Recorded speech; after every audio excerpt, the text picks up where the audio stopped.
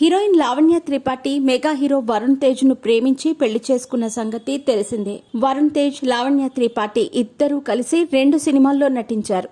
Mister అంతరిక్షం సినిమాల్లో వీరిద్దరూ జంటగా కనిపించారు. ఆ సమయంలో ఏర్పడిన పరిచయం ప్రేమగా మారింది. లావణ్య త్రిపాఠితో ప్రేమాయణం సాగించిన వరుణ్ తేజ్ తమ ప్రేమను పెళ్లి వరకు తీసుకెళ్లాడు. వీరి పెళ్లికి ఇరు కుటుంబాలు అంగీకరించడంతో మెగా ఇంట్లో పెళ్లి బాజాలు మోగాయి.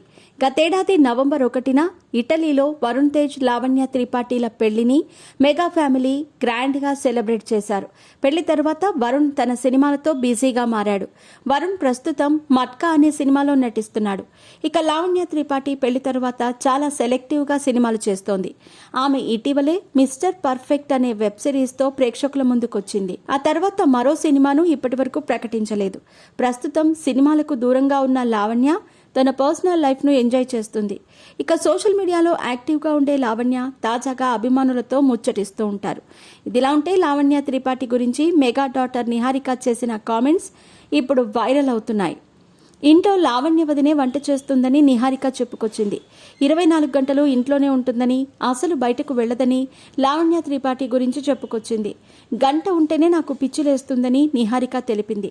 సినిమా షూటింగ్ ఉంటే వెడుతుందని, లేకపోతే ఇంట్లో నుంచి బయటకు కూడా రాదని వదిన గురించి చెప్పుకొచ్చింది.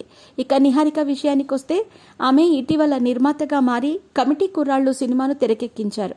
బాక్సాఫీస్ వద్ద ఈ సినిమా మంచి విజయాన్ని నమోదు చేసింది.